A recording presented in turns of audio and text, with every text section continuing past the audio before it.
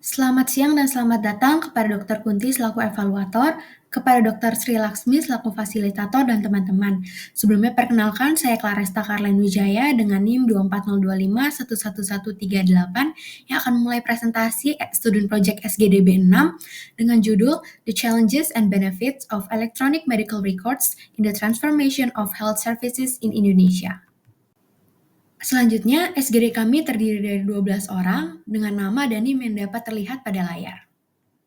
Baik, sebelumnya perkenalkan, saya Douglas Gede Dharma dengan 3 digit NIM terakhir 144.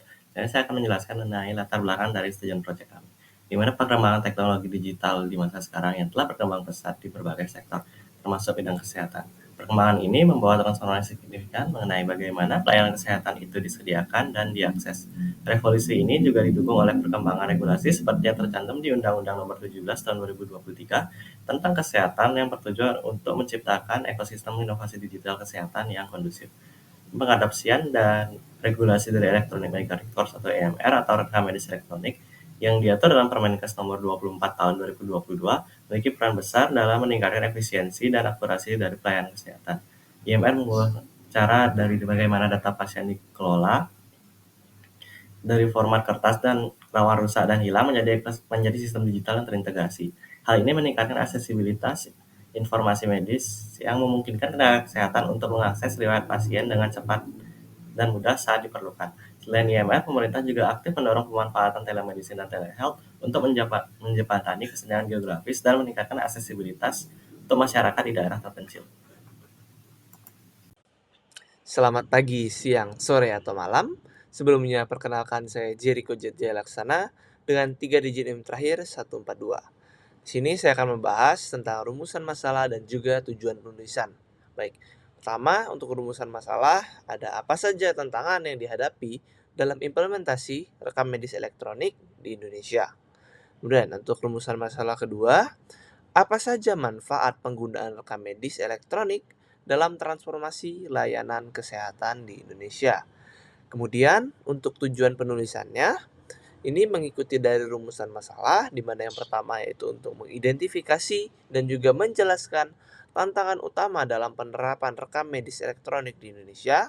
Kemudian yang kedua adalah menjelaskan manfaat menggunakan rekam medis elektronik bagi pasien, tenaga medis, dan institusi kesehatan dalam konteks transformasi layanan kesehatan. Terima kasih. Sebelumnya, perkenalkan nama saya Virgiana Maria dengan 3 digit NIM terakhir 140. Sebelum membahas mengenai kekurangan dan juga kelebihan rekam medis elektronik, di sini saya akan menjelaskan mengenai rekam medis elektronik itu sendiri di Indonesia.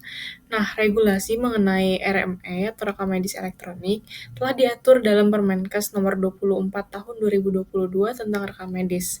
RME sendiri adalah dokumen yang berisikan data identitas pasien, pemeriksaan, pengobatan, tindakan, dan pelayanan lain yang telah diberikan kepada pasien yang dibuat dengan menggunakan sistem elektronik dan diperuntukkan bagi penyelenggaraan rekam medis.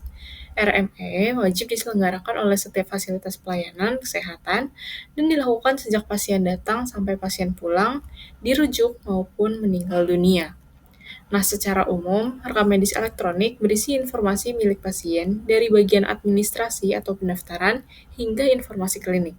Adanya penerapan RME ini bertujuan untuk meningkatkan mutu pelayanan kesehatan, menjamin keamanan, kerahasiaan, keutuhan, dan ketersediaan data rekam medis, dan mengelola rekam medis yang berbasis digital dan terintegrasi. Selanjutnya ada kebijakan pemerintah Indonesia terhadap digitalisasi data medis. Sebelumnya perkenalkan saya Petrina Gracia Natali dengan 3 digit NIM terakhir 134.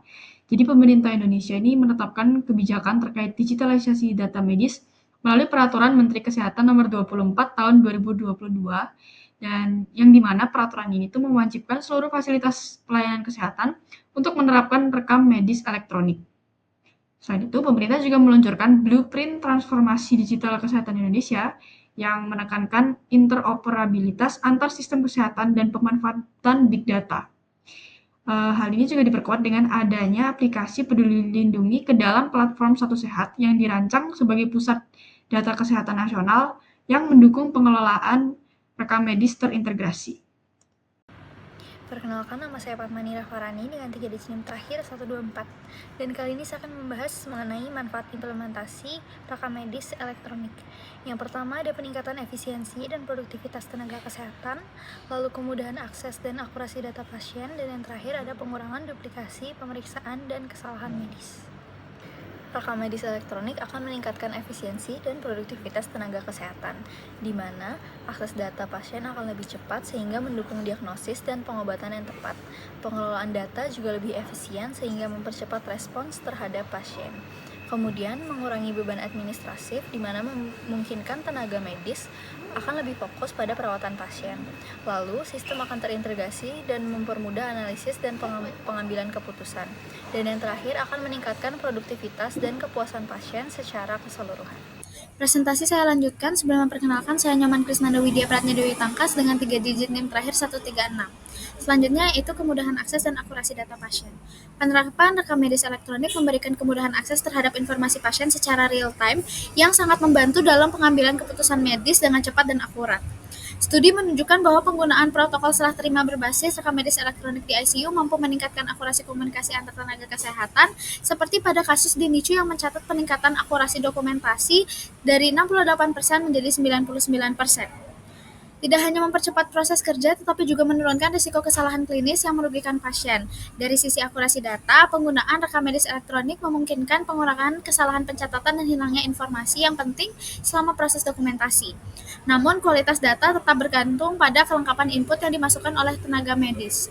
Adapun penelitian menunjukkan bahwa meskipun data demografis pasien umumnya lengkap, kategori diagnosis dan terapi masih sering tidak terisi secara optimal. Oleh karena itu, dibutuhkan pelatihan dan standarisasi agar rekam medis elektronik dapat mendukung prinsip etika medis. Perkenalkan, nama saya Jacqueline Marit Arung dengan 3 digit NIM terakhir 122. Isi untuk melanjutkan manfaat dari implementasi rekam medis elektronik yang ketiga, yaitu pengurangan duplikasi pemeriksaan dan kesalahan medis. Dengan adanya rekam medis elektronik, itu memungkinkan tenaga kesehatan untuk mengakses data secara real time, di mana riwayat medis pasien itu tersedia secara lengkap dan langsung, yang mana hal ini akan mendukung keputusan klinis melalui informasi medis yang memadai dan lengkap, sehingga pengambilan keputusan akan lebih tepat dan risiko kesalahan klinis akan lebih rendah. Dan juga dengan adanya rekam medis elektronik dengan riwayat data pasien yang lengkap, itu akan mengurangi risiko duplikasi pemeriksaan, serta pada akhirnya rekam medis elektronik dapat meningkatkan akurasi dari diagnosis, meningkatkan efisiensi dalam alur pelayanan dan dokumentasi medis, serta berkontribusi pada peningkatan kualitas layanan kesehatan. Baik, sekarang kita akan masuk ke bagian terakhir yaitu tantangan dan juga permasalahan dari penggunaan rekam medis elektronik. Di mana di sini akan ada 3 tantangan dan permasalahan yang akan kami bahas, yaitu keterbatasan infrastruktur teknologi di daerah terpencil, kesenjangan kemampuan digital tenaga kesehatan, dan yang terakhir biaya awal dan pemeliharaan sistem yang tinggi. Perkenalkan, saya Jevanya Evelyn Malau dengan 3 digit NIM terakhir 130. Jadi untuk keterbatasan yang pertama yaitu keterbatasan infrastruktur teknologi pada daerah terpencil. Di mana di Indonesia sendiri, khususnya pada daerah terpencil, itu tuh koneksi internetnya lemah dan juga tidak konsisten. Yang akhirnya mengakibatkan apa? Real time data entry-nya itu tuh jadi mengalami gangguan yang akhirnya pada saat kita ingin mengakses rekam medis elektronik itu jadi mengalami gangguan dan juga hambatan. Dan juga pada daerah terpencil sendiri itu biasanya sering mengalami pemadaman atau bahkan ketidaktersediaan listrik yang akhirnya membuat pasokan listrik itu jadi tidak memadai. Baik, perkenalkan nama saya Nikoma Cika Artisnati Indira Putri Sujana dengan 3 digit NIM terakhir 128. Untuk kesenjangan kemampuan digital tenaga kesehatan, yang pertama itu meliputi transformasi digital berkembang cepat tapi SDM belum siap. Teknologi kesehatan terus maju, tetapi banyak tenaga kesehatan yang belum memiliki keterampilan digital yang memadai. Lalu yang kedua, negara berkembang masih minim pelatihan. Di banyak tempat, pelatihan teknis dan etis tentang teknologi digital itu masih sangat terbatas. Lalu yang ketiga, dampaknya layanan menjadi timpang. Tenaga kesehatan yang belum siap membuat kelompok rentan makin sulit mendapatkan layanan yang setara. Lalu yang keempat, kebijakan dan infrastruktur juga belum merata. data. Banyak fasilitas belum memiliki sistem dan dukungan teknologi yang baik. Lalu yang kelima, tanpa SDM yang siap, digitalisasi bisa gagal. Teknologi yang tidak akan efektif jika tenaga medisnya tidak mampu menggunakannya dengan benar. Baiklah, selanjutnya adalah biaya awal dan pemeliharaan sistem yang tinggi. Sebelumnya, perkenalkan nama saya Sharon Vanessa Melali Marbun dengan 3 digit NIM akhir 126. Implementasi rekam medis elektronik masih terkendala oleh tingginya biaya awal, seperti infrastruktur teknologi dan pelatihan tenaga medis. Hal ini menjadi beban berat terutama bagi fasilitas dengan sumber daya terbatas. Selain itu, biaya operasional dan pemeliharaan rutin juga menambah tantangan. Oleh karena itu, dibutuhkan strategi pendanaan berkelanjutan serta dukungan pemerintah melalui subsidi dan intensif untuk mendorong adopsi RME secara merata di seluruh Indonesia. Perkenalkan, nama saya Margaret Claudia Susanto dengan 3 digit NIM terakhir 132. Maka kesimpulan yang kami dapatkan adalah yang pertama, tantangan dalam implementasi RME di Indonesia meliputi keterbatasan infrastruktur teknologi di daerah terpencil, seperti koneksi internet dan pasokan listrik yang belum stabil. Selain itu, masih terdapat kesenjangan literasi digital di kalangan tenaga kesehatan, serta tingginya biaya awal dan pemeliharaan sistem yang menjadi hambatan dalam penerapan RME secara merata dan berkelanjutan.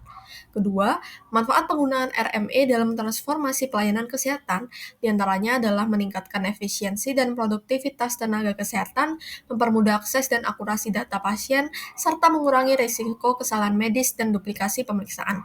Hal ini mendukung proses pelayanan yang lebih cepat, tepat, dan juga berkualitas. Sekian dari saya, terima kasih. Sekian hasil presentasi kelompok kami. Kami minta maaf apabila terdapat kesalahan kata maupun informasi. Terima kasih.